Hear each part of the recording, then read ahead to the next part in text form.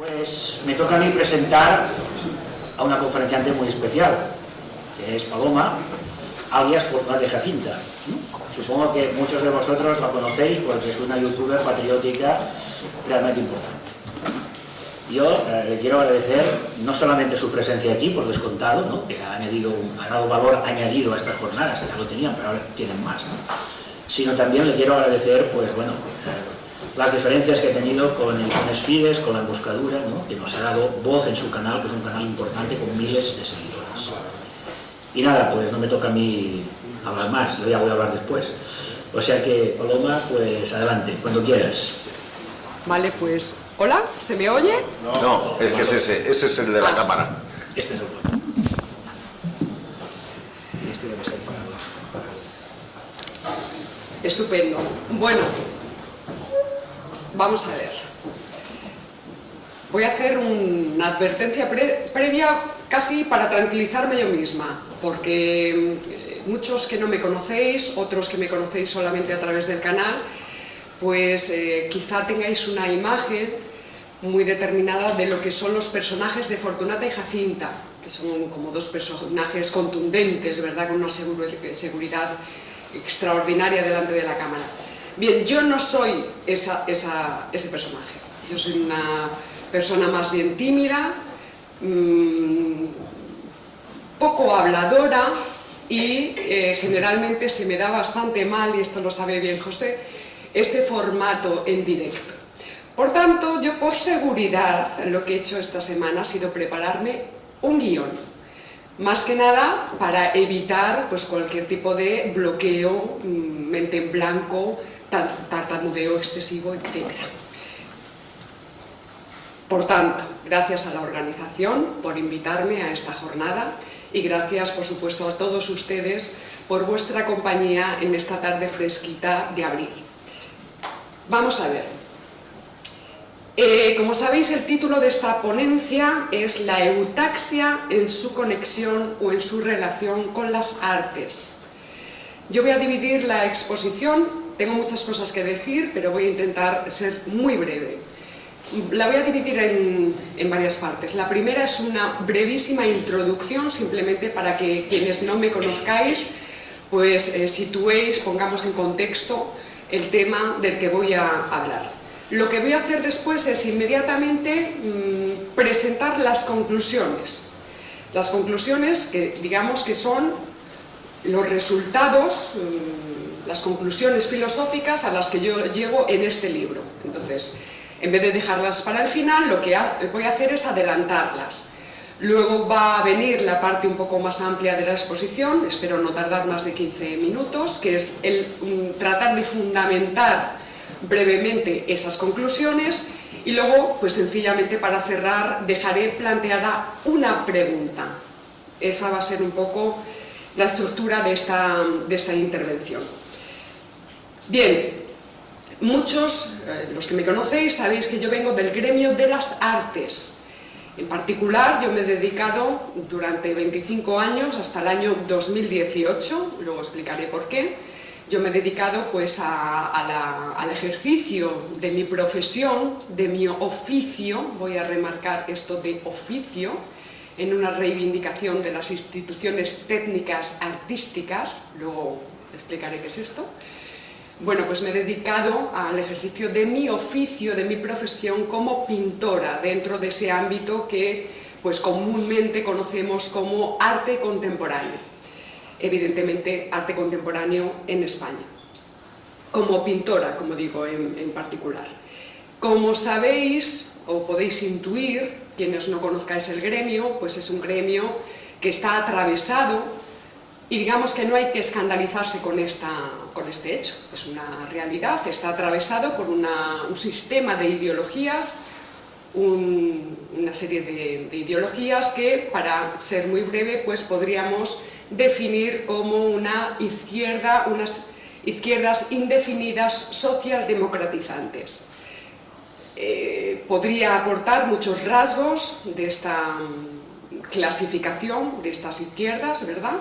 Pero bueno, voy a remarcar únicamente uno de sus rasgos más significativos, que acabamos, bueno, cada año lo vemos, pero acaba de ocurrir, de tener lugar la Feria de Arte Arco Madrid 2022, y ahí pues de forma recurrente cada año vemos como siempre hay algún tipo de proyecto artístico pues que está relacionado con la hispanofobia. Este es un término que evidentemente ellos no utilizan, pero que es el diagnóstico objetivo de esa realidad ideológica, ¿verdad? Toda la filosofía decolonial, por ejemplo, aplicada al mundo del arte, pues está atravesada por estos rasgos negro-legendarios. Yo prefiero el término directamente hispanofóbico.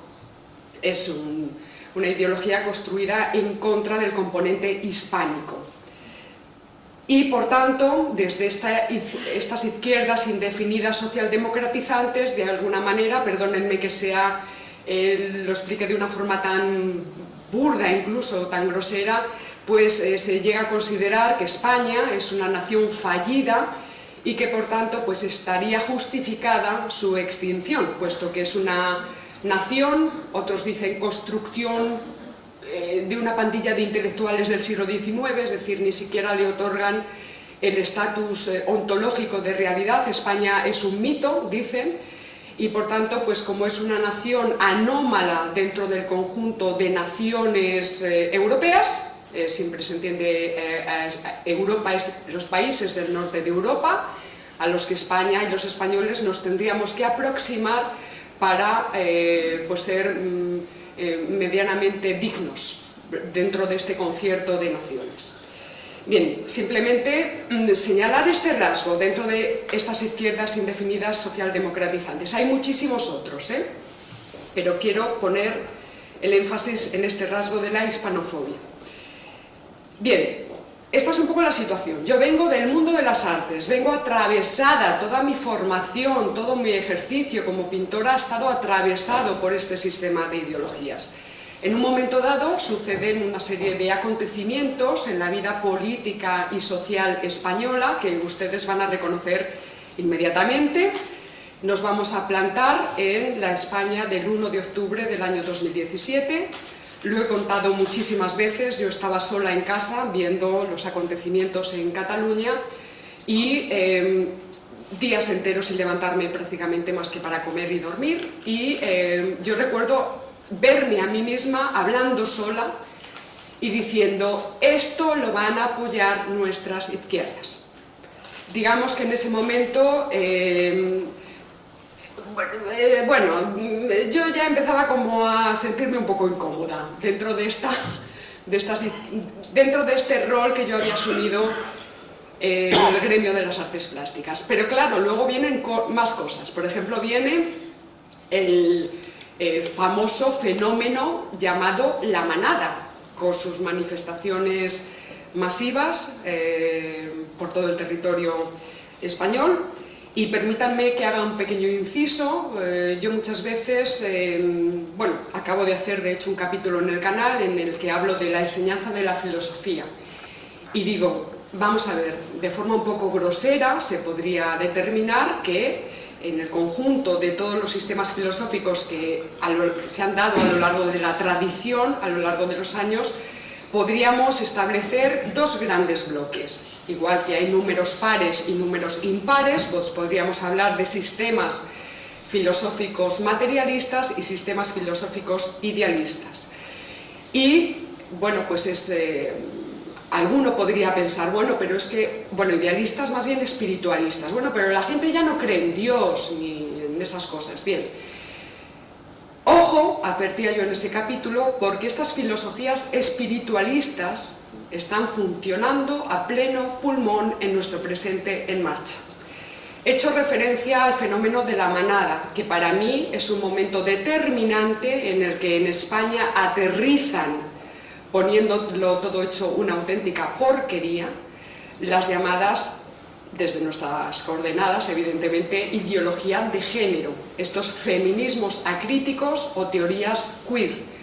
La teoría queer, dicho de forma muy simple, digamos que es una filosofía espiritualista, es una filosofía que considera que existe un yo, una especie de yo que anda por ahí flotando, un yo ya con identidad y que de forma más o menos accidental cae en un cuerpo o en otro. De ahí la famosa expresión de yo he nacido en un cuerpo equivocado. O por ejemplo, yo me siento mujer pero estoy encerrada en el cuerpo de un hombre. Bueno, pues simplemente para dejar perfilada la potencia del espiritualismo en nuestro presente en marcha, este sería un caso. Todo lo que tenga que ver con teoría queer, ideología de género, es puro espiritualismo metafísico. Pero bueno, solo quería hacer un pequeño inciso en relación a esto. ¿Qué más cosas suceden? Estamos en el otoño, no, perdón, en la primavera del año 2018.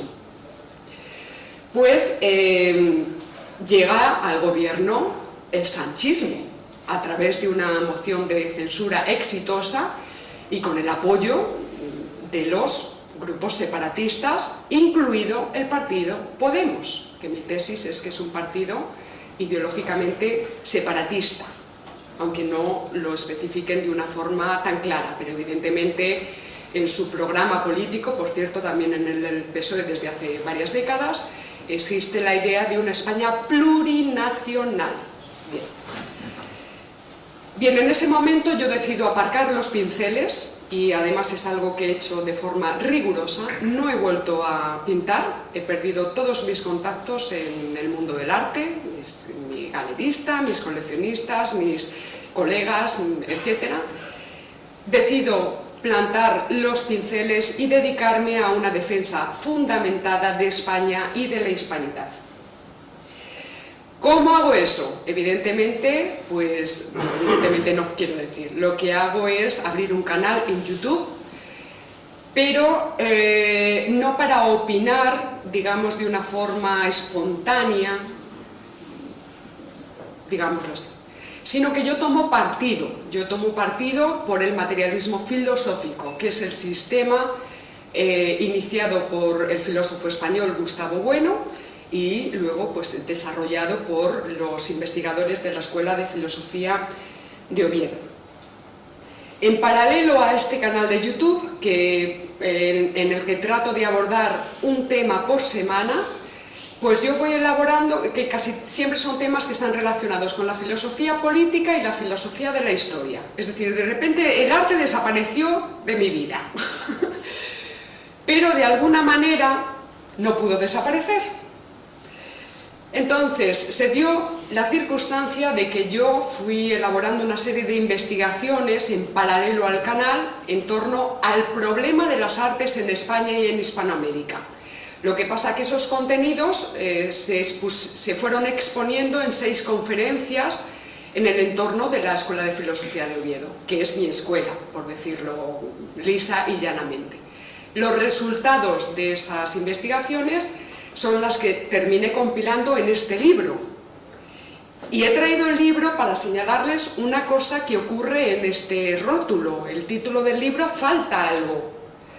Digamos que por una decisión editorial, vemos arte, propaganda y política, ideologías disolventes en la práctica artística contemporánea en España. Pero claro, falta explicar disolventes de qué. ¿Disolventes de qué? Bueno, aquí podemos rellenarlo de muchísimas maneras. Claro, a nivel editorial yo entiendo que es que no cabía, porque disolventes de un montón de cosas. Por ejemplo, disolventes de la racionalidad institucional. Es decir, mucho de lo que estamos viendo ahora mismo, en el sistema de ideologías hegemónico que se postula como dominante ahora mismo, pues son ideologías que predican que la subjetividad del sujeto está oprimida por las instituciones. Esto viene de muy atrás, ¿eh? Por tanto, lo que hay que hacer es liberar, emancipar a esa subjetividad del sujeto, porque está oprimida por las instituciones. ¿Cuáles son esas instituciones? Pues el Estado, la familia, la escuela, todo lo que sea, ¿verdad? Entonces es esa racionalidad institucional una de las cosas que está disolviendo este sistema de ideologías. Dentro de esa racionalidad institucional, relacionado con el arte, una cosa con la que está a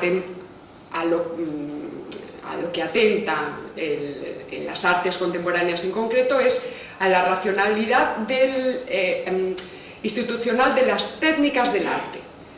Y esto quiero decir que, por ejemplo, es muy visible en un país como Francia, donde yo tuve la oportunidad de estudiar un año entero, en el que en el año 99 en Francia ya nos estaba enseñando a pintar.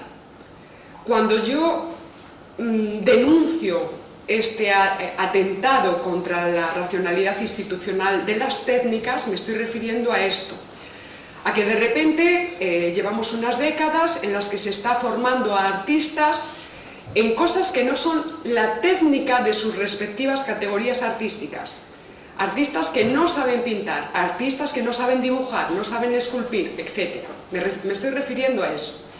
Tengo que prevenir que en España el modelo francés penetró en torno al año 2000-2005, pero no de una forma tan intensa como yo había visto en Francia. De manera que sí, en España, afortunadamente, todavía hay grandísimos artistas en el sentido de que todavía controlan sus técnicas. Otra cosa es que estos artistas estén atravesados por ideologías. Pero bueno, eso es un tema casi... Ese es otro tema. Ahí estaríamos hablando, no me voy a meter en esto, pero aquí es donde el materialismo filosófico hace la distinción entre plano adjetivo y plano sustantivo del arte, de la obra de arte. Pero no me voy a meter en esto, ¿de acuerdo? Pero, claro, atendiendo a los contenidos estrictos que se desarrollan en este libro, lo que yo pondría, por simplificar, es disolventes ¿de qué? Disolventes de España, disolventes de la patria, que parece que es un término que causa, pues, repelús. Hay personas que no pueden pronunciar la palabra patria, cuando la patria, pues, es uno de los conceptos políticos. Es decir, no es una idea romántica, sentimental o cursi, ¿no? Es un concepto político perfectamente material y objetivo. Desde el materialismo filosófico entendemos a la patria relacionada precisamente con el territorio. El territorio es la capa basal del Estado, es la capa donde están las riquezas de la sociedad política. La patria es la tierra de los padres, es la tierra donde están enterrados nuestros antepasados, donde están las riquezas de nuestro pasado, de nuestro presente y de nuestro futuro. Por tanto, el secesionismo es un robo, porque es un robo de una tierra y de unas riquezas que son comunes a todos los españoles. Por tanto, disolventes de España, disolventes de la patria. Podríamos seguir en este sentido, pongan ustedes lo que quieran. Por extensión, lo que yo voy a hacer en esta conferencia es decir, y también disolventes del componente hispánico, que es el que nos vincula ya con las naciones hispanoamericanas. Disolventes de la hispanidad, ¿de acuerdo? Pero bueno, ahora esta es la breve introducción. Yo creo que me encuentro bien. O sea, estoy suelta. Creo que no me voy a atascar. Ahora voy a adelantar lo que son mis conclusiones. Vamos a ver, porque son muy sencillas, pero a ver si soy capaz de expresarlas con claridad, porque estoy casi tentada en leerlas, para no confundirme yo. El sistema de ideologías que preside la práctica artística contemporánea en España es disolvente de la nación y, por tanto, resulta imprudente desde el punto de vista político. Esa es mi denuncia. Dicho de otro modo, muchas de las instituciones públicas y privadas vinculadas con la cultura en España propagan activamente ideas que atentan contra los principios superiores de la política. En resumidas cuentas, por si no queda claro de momento, la perspectiva ideológica que domina la práctica artística en España aplica una censura imprudente desde el punto de vista político, pues favorece el rompimiento de lo común, el rompimiento de la patria, la tierra de los padres, en favor de intereses particularistas, internos y externos. Internos, ya sabemos, yo creo, a qué nos referimos, que son los particularismos, que pueden ser tanto de intereses particulares de un partido político en concreto, evidentemente intereses particularistas de los distintos grupos secesionistas que anidan en nuestra piel de toro. Y externos, evidentemente, en el sentido de que yo creo que es muy evidente, cada vez lamentablemente es más evidente, ya lo había pronosticado un político español de nombre impronunciable, que España tendrá que ceder gigantescas toneladas de soberanía. Pues sí, en eso estamos, en eso estamos. Bien, lo que yo tengo aquí anotado para abordar directamente el problema que aquí está planteado es una prevención. Y la primera prevención es desmitificar una idea socialmente arraigada, y es la idea de que el artista contemporáneo pues ya no está determinado por fuerzas externas, como podía ocurrir en tiempos pretéritos, ¿verdad? Y que opera como un sujeto libre y libertador. Esto es un discurso, por utilizar su propia terminología, que es muy común dentro del gremio. El arte es un sujeto libre, bueno, también opera, es normal de el ambiente, digamos, fundamentalista democrático, ¿verdad? El sujeto opera como un sujeto libre que decide y vota libremente. Bueno, yo niego esta realidad. Yo me opongo con firmeza a cualquier tipo de hipótesis que trate de explicar los fenómenos artísticos desde el siglo XIX en adelante como una liberación del arte y de los artistas. Lo niego tajantemente. En escritos previos señalaba que los artistas ya no dependen de sus tradicionales grupos de dominio, como podían ser la Iglesia, la nobleza, la aristocracia, la monarquía, etc. Evidentemente ya no dependen de esos grupos de poder, porque resulta que la institución arte contemporáneo en España es un órgano al servicio del sistema de ideologías dominantes, es decir, opera al servicio de los poderes realmente hegemónicos en el presente en marcha. Un sistema de ideologías que busca implantarse políticamente a través de los objetos de la cultura, tal y como sucedía en periodos históricos pretéritos. Aquí viene una aclaración. Vamos a ver. El problema no es que exista una perspectiva ideológica en las artes. El problema no es que haya censura, el problema no es que haya ideología, porque en tiempos pretéritos, pues generalmente ha habido un vínculo muy estrecho entre el arte y la política. Siempre pongo los dos mismos ejemplos, porque son muy, quiero decir, es que son ya potentes, no necesito buscar ejemplos nuevos. Por ejemplo, periodo de la Guerra Fría. Tenemos dos grandes bloques, el bloque soviético, comunista, y el bloque, llamando el mundo libre, o el bloque capitalista, desde el punto de vista de este otro bloque. Bien, cada uno de estos bloques desarrolla en paralelo y con muchísima intensidad una serie de preceptivas técnicas e ideológicas muy potentes referidas a sus productos artísticos. El Diamat, ya sabéis que es la filosofía oficial de la Unión Soviética, el materialismo dialéctico. El Diamat impone una perspectiva ideológica y técnica muy potente. Por su parte, el bloque llamado capitalista hace lo propio, hasta el punto de que la CIA pues, se implica en el desarrollo y financiación de lo que conocemos como el expresionismo abstracto. Evidentemente, estaban pensadas la una contra la otra. Ahí está, es un punto de vista muy materialista. Nosotros decimos que filosofía es pensar siempre en contra de algo o de alguien. Y estas dos preceptivas, técnicas ideológicas del mundo del arte, estaban pensando la una contra la otra. Con una diferencia, que es para mí la fundamental. La perspectiva técnica ideológica desarrollada en Estados Unidos estaba diseñada para favorecer la propia eutaxia de Estados Unidos. La desarrollada en la Unión Soviética estaba pensada para favorecer la propia eutaxia de la Unión Soviética frente al empuje del bloque capitalista.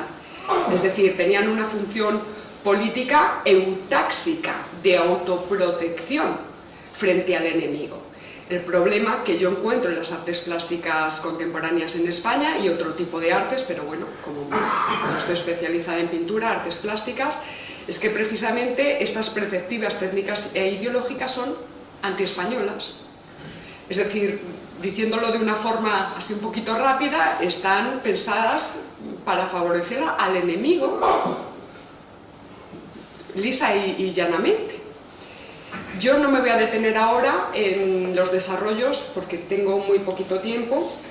Lo que voy a intentar es fundamentar de alguna manera. Bueno, hay otro ejemplo por ahí que es el del Concilio de Trento. De ahí también sale una perspectiva técnica ideológica muy potente. ¿Precisamente contra qué?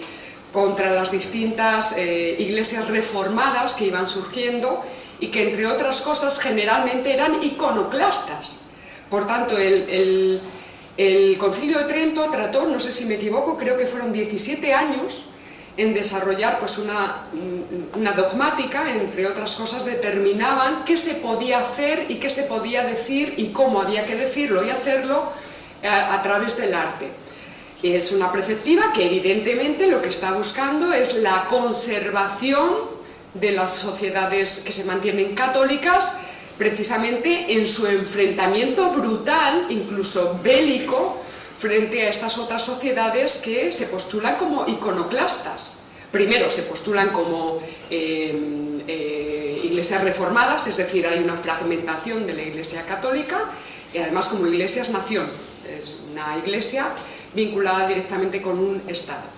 Por tanto, ahí tenemos otro ejemplo, de que están dirigidas al mantenimiento, en este caso de la Iglesia católica, frente a unas amenazas que están viendo allí en el horizonte, ¿verdad? En el caso de España, pues es curioso, es justo lo contrario, es como que hay, lo estamos viendo también en relación a las actuales leyes de reforma educativa, ¿verdad? Parece como que están pergeñadas precisamente para disolver lo común.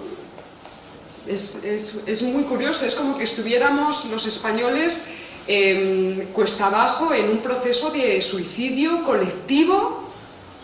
En fin, yo lo veo de forma muy evidente en el ámbito de las artes plásticas, en el sentido de lo que producen los artistas, lo que los artistas dicen de sus obras, lo que los críticos dicen de las obras que están criticando, los periodistas, los directores de museo, etc. Hay toda una narrativa, no sé si ustedes han visitado Arco en esta edición, pero hay toda una narrativa de auto-odio. Me da un poco de bochorno decir cosas tan básicas, pero es que mi diagnóstico al cabo de los años es así de básico. Es así de básico.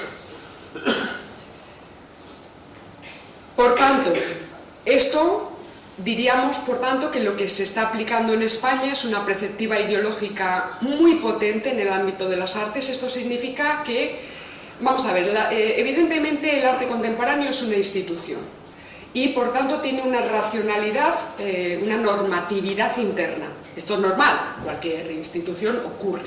Esta normativa interna significa que se hace una distinción entre lo que se consideran valores y lo que se consideran contravalores.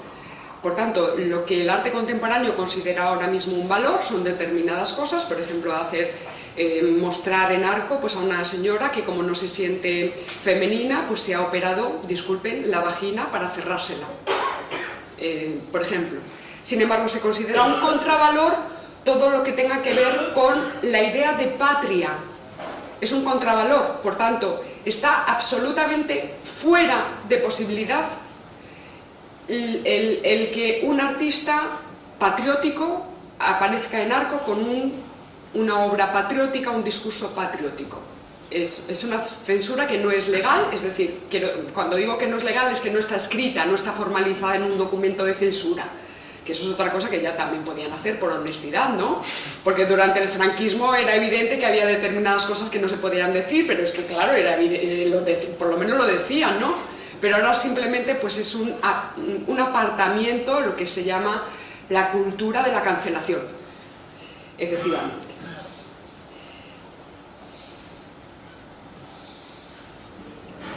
Y ahora vamos a entrar en lo que es el desarrollo en sentido estricto, pero que va a ser muy básico. Yo os pido disculpas por la brevedad, que es precisamente el problema que les indicaba. Es un problema, el problema de las artes es un problema que tiene que ver con la eutaxia, porque en las artes está funcionando una perspectiva ideológica distáxica. Entonces voy a dedicar unos minutos a explicar desde el materialismo filosófico qué entendemos como eutaxia.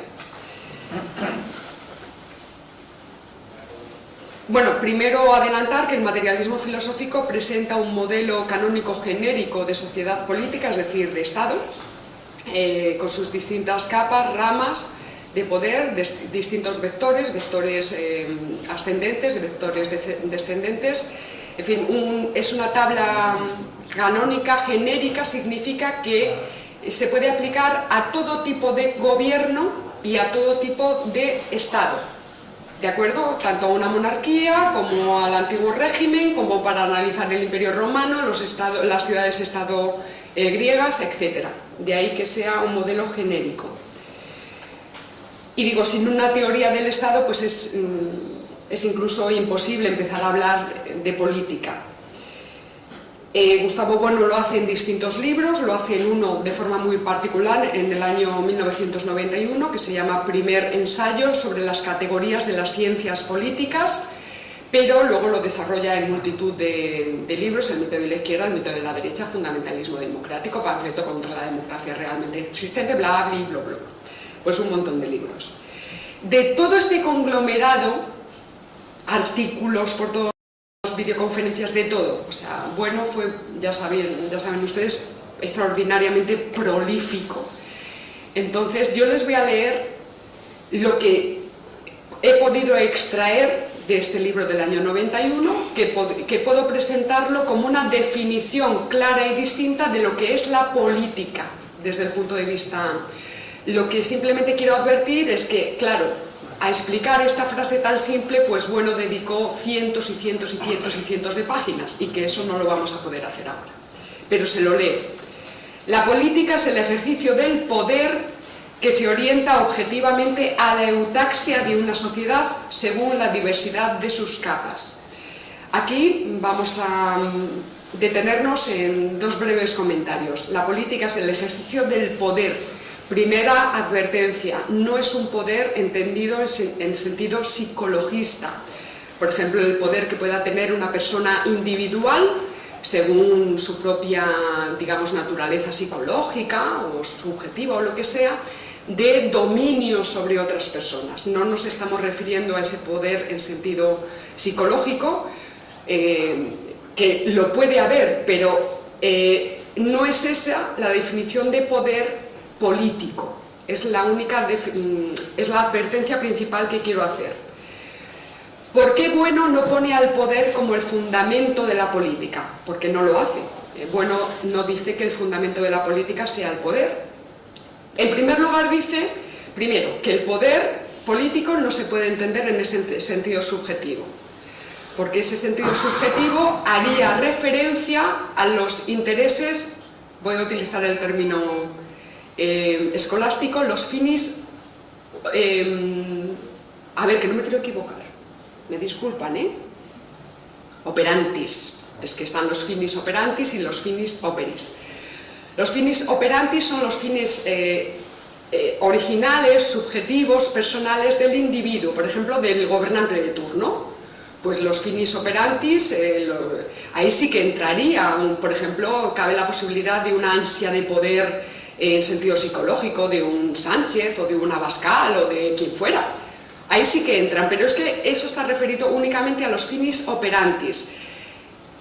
¿Qué dice Bueno? El fundamento de la política no es este poder. En primer lugar, bueno, en segundo lugar, porque este poder, esta forma de poder, también opera en otros ámbitos de la vida humana, no solamente en el ámbito de la vida política. Se ejercen estas relaciones de poder, se pueden ejercer en la familia, con figuras de autoridad, en la pareja, En la escuela, en la propia medicina, todavía en la escuela ya no, los profesores han perdido autoridad, pero todavía el médico, ojo, le llamamos de usted y sí que, bueno, todavía mantiene ciertos rasgos de autoridad. También en el ejército, por ejemplo, es decir, hay muchos ámbitos de la vida humana en la que está operando este poder. Por tanto, si está operando en distintas facetas de la vida humana, no puede ser el fundamento de la política. Este es el punto de partida de bueno. ¿Cuál es el fundamento de la política? La eutaxia. La eutaxia, que es un nombre precioso. Y dice, la eutaxia ya hace referencia a los finis operis. Los finis operis son los resultados objetivos de la práctica política. Los resultados objetivos, prolongados a lo largo del tiempo y que por tanto son necesariamente supraindividuales.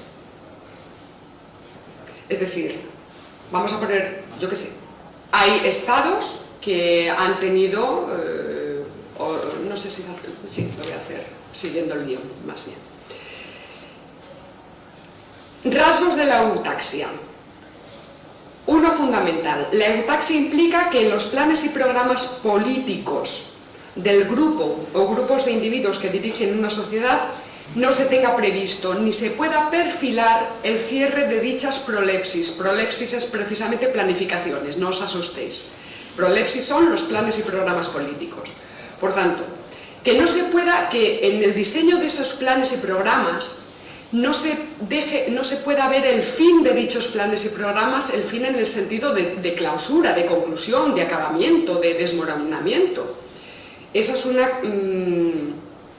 una condición importantísima, circunstancia que tenemos en España, el régimen del 78. 40 años, ¿eh? Es un régimen o una estructura territorial y administrativa que objetivamente, es decir, es visible, está escrito y se está practicando en la política real, objetivamente concede cada vez mayores competencias a las llamadas comunidades autónomas.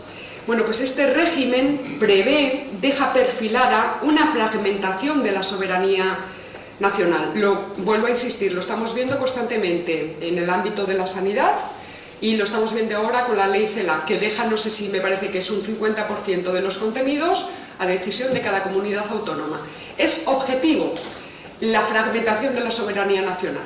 Es objetivo. Por tanto, podríamos decir que el régimen del 78, en relación a la eutaxia, es un régimen en cuyos planes y programas pues, se deja ver el fin de la sociedad política. Se deja perfilada ya su acabamiento. Claro, la sociedad política, creo que entendemos todos que es la sociedad política entendida como Estado, es la patria, es España entera. Cuando yo hablo de patria, evidentemente no me estoy refiriendo a unas presuntas patrias vascas o catalanas o gallegas o las que fueran surgiendo. Este modelo federal asimétrico es el modelo, no lo olvidemos, un modelo que aparece también en los programas, además normalizado, escrito en los programas del PSOE, es el modelo también de Podemos y siempre también fue el modelo de Izquierda Unida.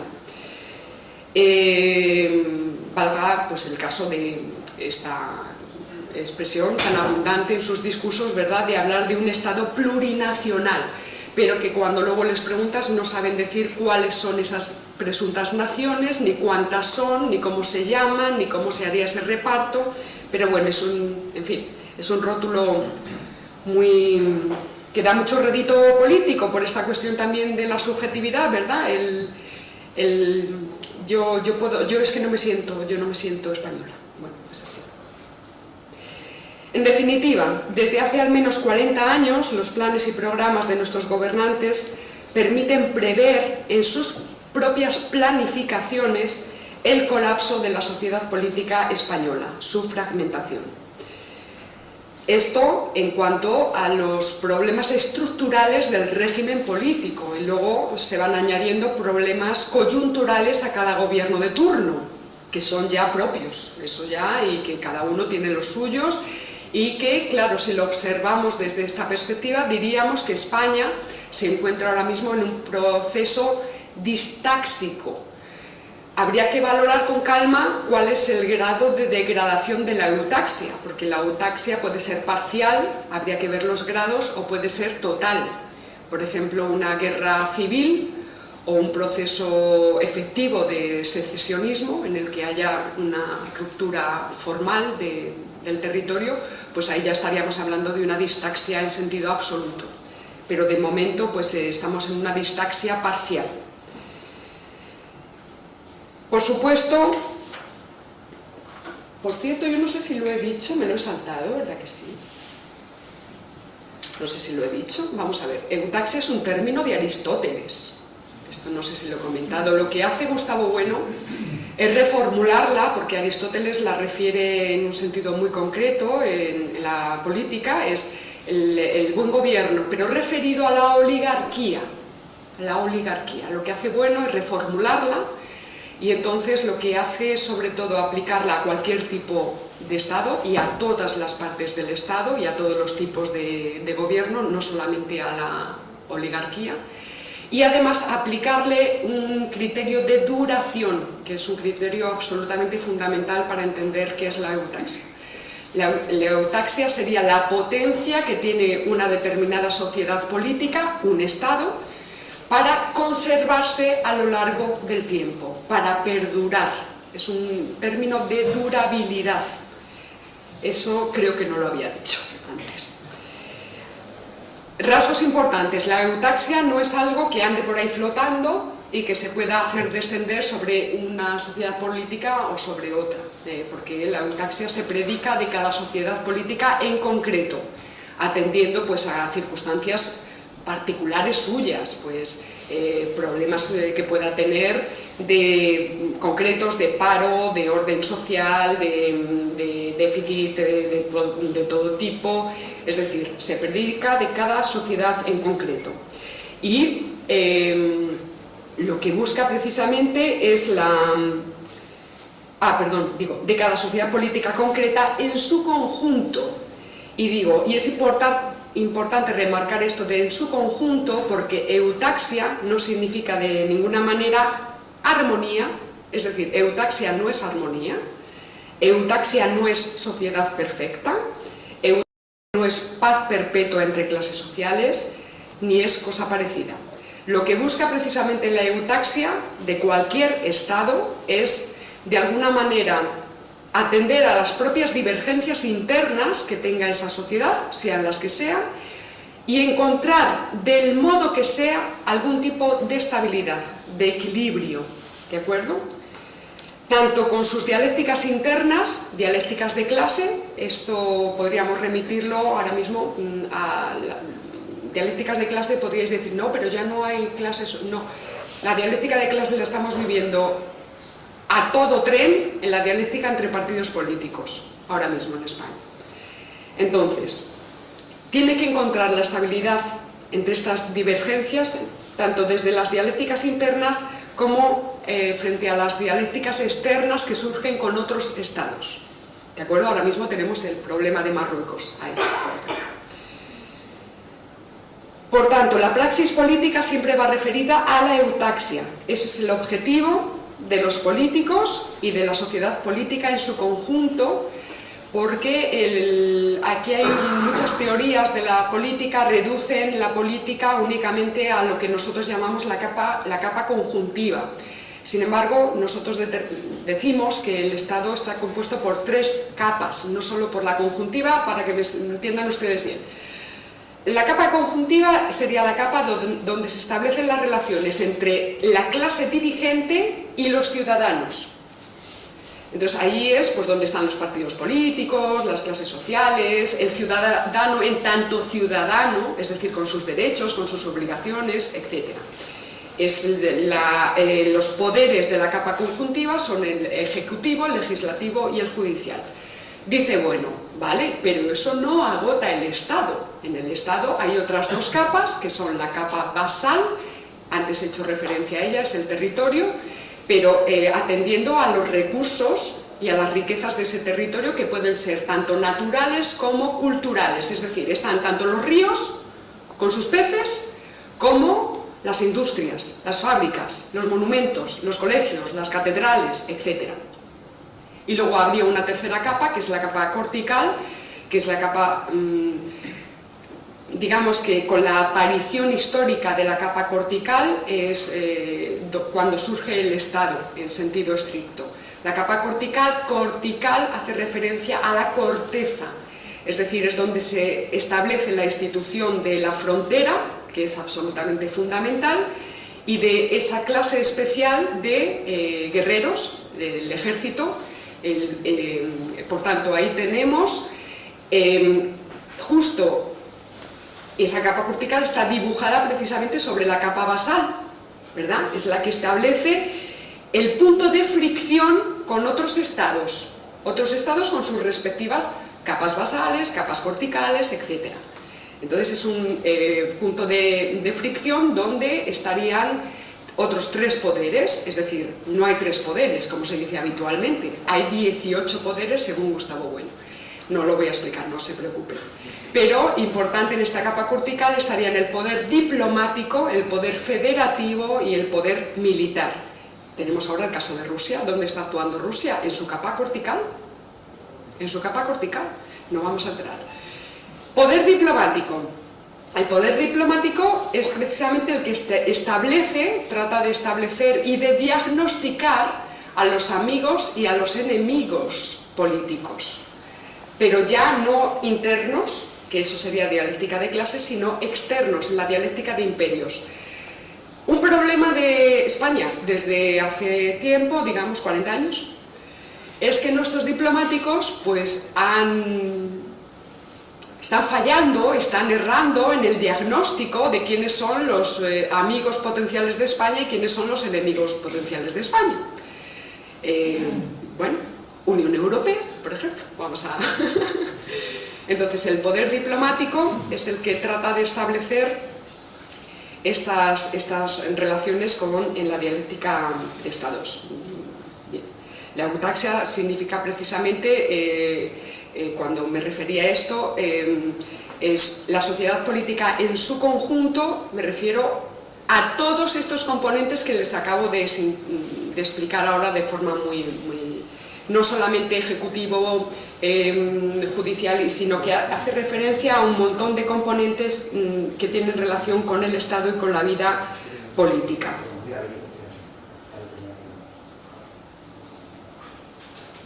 Y digo, lo que interesa, porque claro, la eutaxia, pues como digo, organiza sus divergencias internas y también las potenciales divergencias externas con otros estados, ¿verdad?, para lograr una cierta estabilidad, y a menudo esto lo tiene que hacer al margen de consideraciones morales, éticas y estéticas. ¿Qué significa esto? Pues que hay veces que la diplomacia no sirve y hay veces que la eutaxia de un Estado solo se defiende a través de la violencia. La violencia en la capa conjuntiva, el control legítimo la tendría la policía, en la capa cortical la tienen los ejércitos. Por tanto, ahora lo que estamos viendo, por ejemplo, en el plano geopolítico, es una situación de 2 grandes potencias que están enfrentando distintos intereses, cada uno intentando defender su propia eutaxia. Por eso que la eutaxia no se predica en abstracto, sino referida a cada sociedad política en concreto. La guerra, Rusia, por las razones que haya determinado, ha concluido que la vía diplomática se ha agotado y que ha tenido que echar mano de la violencia, de la guerra. Lo que tendremos que ver, yo creo que tenemos un presente muy interesante, pero lo tenemos tan encima que es muy difícil hacer un diagnóstico. Por tanto, habrá que ver si esta acción de Rusia es prudente o es imprudente para su propia eutaxia. No lo sabemos todavía. Ni sabemos lo que le pasará al bloque anglosajón con Estados Unidos a la cabeza. No lo sabemos. Hay que esperar, hay que ver el post factum, es decir, las consecuencias de estas acciones.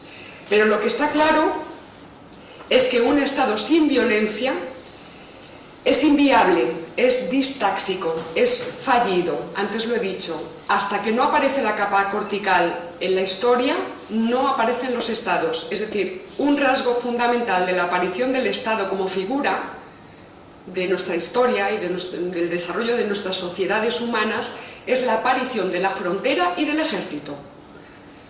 Dicho de otra manera, un Estado sin policía, sin ejército, en el caso español, sin guardia civil, sin servicios secretos, sencillamente no es un Estado. Será otra cosa, pero no es un Estado. No es un Estado en sentido estricto, tal y como lo define el materialismo político y otras filosofías, evidentemente, que hay por ahí. Por tanto, en España pues tenemos un ejemplo, este es un diagnóstico, de recurrente imprudencia política, por lo menos desde hace 40 años, aunque yo creo que en el periodo franquista también ya hubo momentos de debilidad, pero bueno, no me voy a meter en este asunto ahora mismo.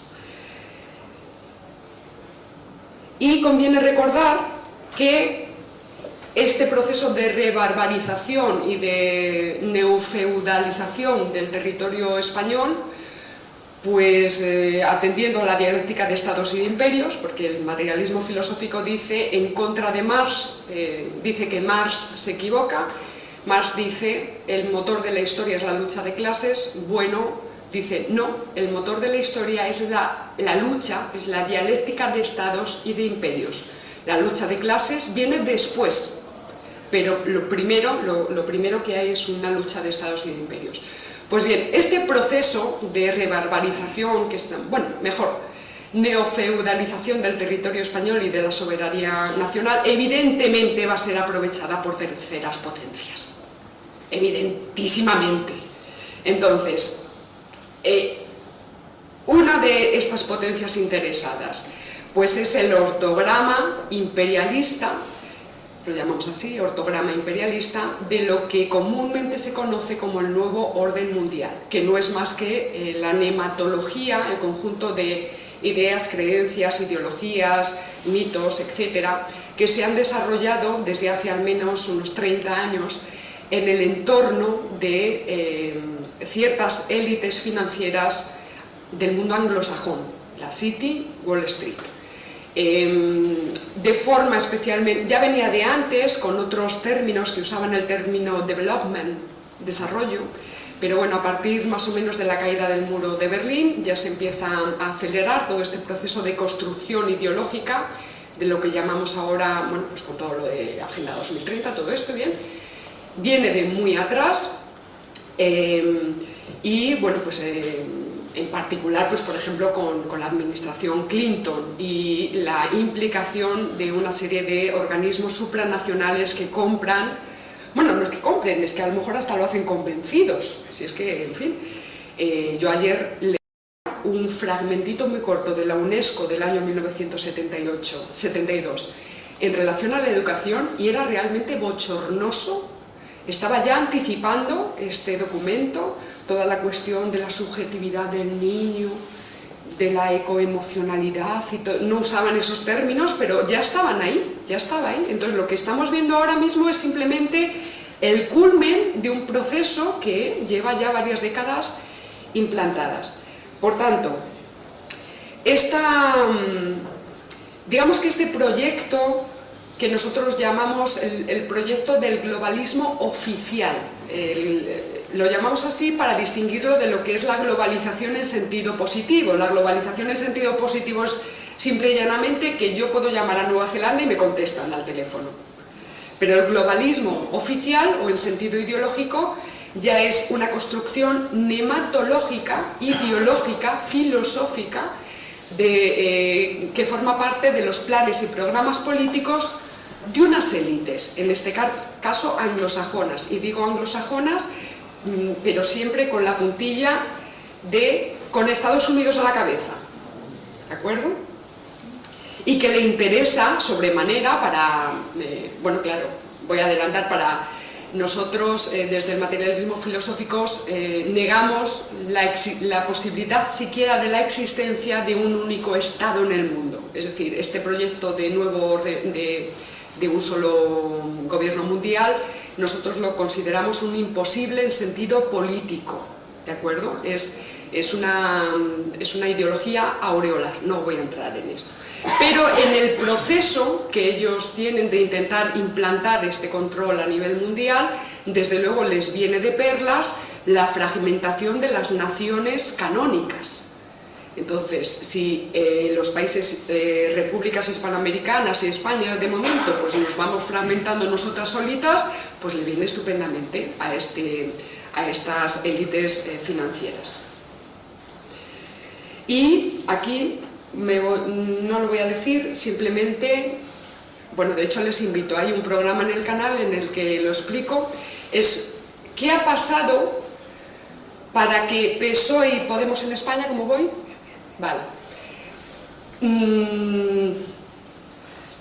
Hayan asimilado de una forma con tanta firmeza este sistema de ideologías de estas élites plutocráticas turbocapitalistas.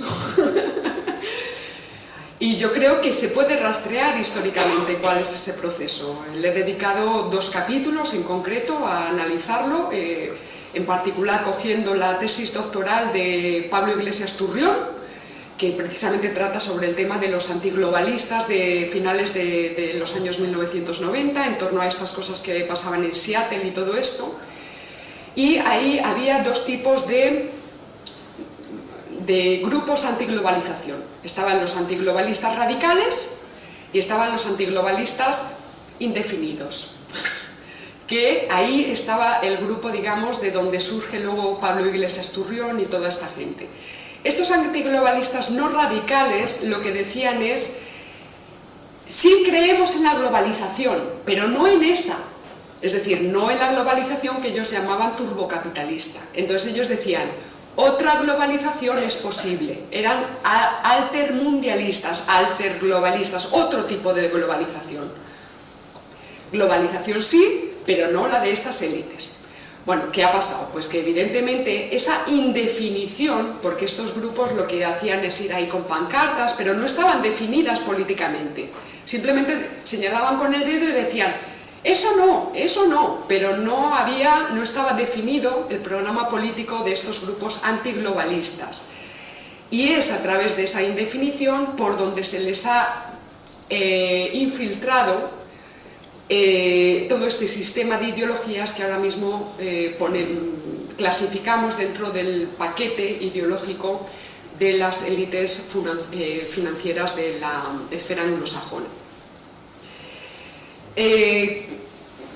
Por citar algunos rótulos: ideología de género, ideología del cambio climático antropogénico, políticas inmigratorias de fronteras abiertas, indigenismos, nacionalismos étnico-lingüísticos, la llamada nueva ética, derechos reproductivos, derecho a decidir, Carta de la Tierra, Agenda 2030, movimiento Black Lives Matter, neopaganismo de la Pachamama, etc. Todo este conjunto de ideologías han fructificado en el entorno de este globalismo oficial. Se puede rastrear además el dinero, las subvenciones, las becas, etc. Y es la que ha asumido de forma, como digo, absolutamente indigesta, porque yo creo que se les atraganta aunque no lo reconozcan, nuestros llamados intelectuales, nuestros artistas, salvo honrosas excepciones, grandísima parte de nuestros periodistas, profesores de universidad, políticos y, por supuesto, muchísima gente del común, ciudadanos de la calle, en fin. Aunque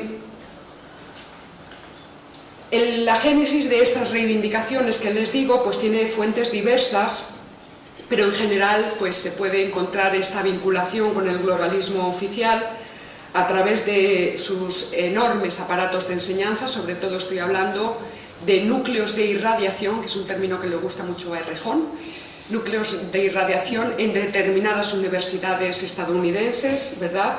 También poniendo en marcha gigantescas redes mediáticas y publicitarias. Es alucinante encender la televisión, o sea, en los anuncios aparecen por todos los lados. Los cuentos que le mandan leer a mis sobrinitos son cuentos donde el padre es un padre opresor que obliga a la elefanta a comer flores rosas para ser una niña. O sea, es alucinante. ONGs, fundaciones filantrópicas y, por supuesto, la industria cultural del cine, la televisión y las artes en general. Bien. Entonces, la nota más importante, voy cerrando ya, la nota más importante que yo quiero poner hoy aquí es una nota que yo intento, he hecho el esfuerzo de que esté enunciada desde el realismo político, es decir, sin reír ni llorar, simplemente intentando interpretar la realidad presente e intentar entenderla. Y luego, oye, si tenemos suerte y podemos de alguna manera actuar sobre esa realidad, pues qué bien, ¿no? Pero de momento, ni reír ni llorar, simplemente intentar entender, como decía Spinoza. La realidad es que España forma parte del imperio estadounidense. Ya está. Esa es la realidad. Lo que pasa es que España, que históricamente, digamos que ha ido cayendo por razones materiales, históricas, políticas, económicas, ha ido cayendo en ese área de influencia anglosajona. Espera, que se me ha quedado la mente en blanco. Hacemos un momento de respiro y si no, voy a mirar aquí. Efectivamente, ya. No lo hace en un sentido de... no es una relación igualitarista o armoniosa con ese imperio realmente existente. Es decir, vamos a ver, ahora mismo estamos viendo un momento en el que se está reestructurando toda la geopolítica, es un momento en el que es muy evidente que la unipolaridad geopolítica, es decir, el imperio estadounidense era dominante, era una apariencia falaz y que en cualquier caso tenía los días contados. Efectivamente ha surgido esa multipolaridad, ahora mismo tenemos 3 grandes focos, empezando por China, Rusia, Estados Unidos. En cualquier caso, la idea de imperio es la idea de un conjunto de estados, de naciones, sociedades políticas, lo que sea, en la que uno de esos estados se postula como hegemónico. Eso es la situación que yo diría ahora mismo normal, la presente. Toda la región europea forma parte del imperio estadounidense o del imperio anglosajón con Estados Unidos a la cabeza. Lo que pasa que lo hacemos en una situación de subordinación cultural, ideológica, económica. No hay más que ver pues lo patético que resulta que andemos pidiendo permiso para poder cultivar, para poder exportar naranjas a Rusia o no exportarlas, o en fin.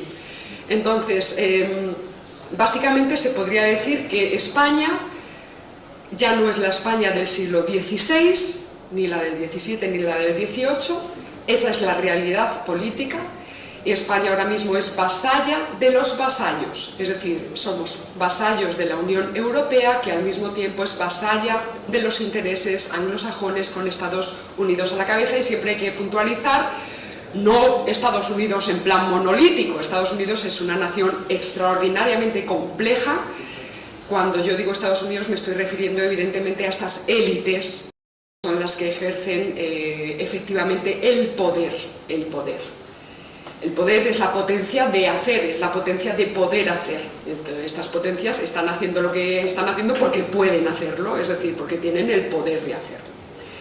Entonces, esta situación de subordinación es nuestra realidad.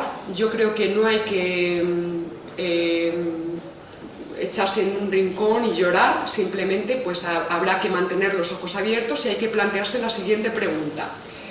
Porque yo ya pongo el foco no en la conservación de España en sí, que sí, esa es una de mis militancias, la defensa de España, sino la defensa del componente hispánico en su conjunto.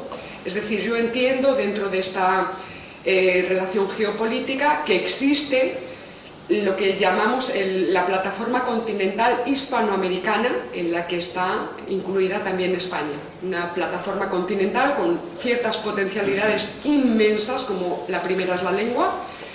Entonces, la pregunta es, ¿puede el componente hispánico, podrá conservarse, es decir, podrá conservar su eutaxia dentro de la esfera de dominio anglosajón? ¿O estamos condenados en esa esfera a descomponer ese componente hispánico? ¿Podrá hacerlo estableciendo otras relaciones? Por ejemplo, ¿podrá hacerlo dentro de la región eslava con Rusia a la cabeza? En definitiva, la pregunta es, ¿cómo conservar, cómo mantener el componente hispánico? ¿Lo podremos hacer bajo el dominio de Estados Unidos? Porque tampoco es que sea todo malo, quiero decir, en fin. ¿Podrá hacerlo bajo el dominio de las potencias eslavas con Rusia a la cabeza? ¿Tendrá que establecer relaciones con China y entonces hacerlo bajo el influjo de la región asiática con China a la cabeza? Esa es la pregunta que yo quiero dejar planteada en esta sesión. Y en definitiva, que parece que yo he venido a hablar de política en vez de arte, la pregunta sería, bueno, la invitación que yo les hago es a estar muy atentos a todo lo que se está produciendo en España ahora mismo en nombre de la cultura, que eso es otro tema tremendo, que estén atentos a lo que dicen nuestros artistas de su boca, que estén atentos a lo que dicen los críticos de arte y entonces determinar si lo que están diciendo y haciendo es eutáxico o es distáxico en relación a la conservación a lo largo del tiempo de la sociedad política que es la española, hasta el día de hoy. Esta es la pregunta que yo dejo entonces planteada. ¿Nos conservaremos a través de Estados Unidos o habrá que establecer otro tipo de alianzas? Y con esto cierro mi intervención.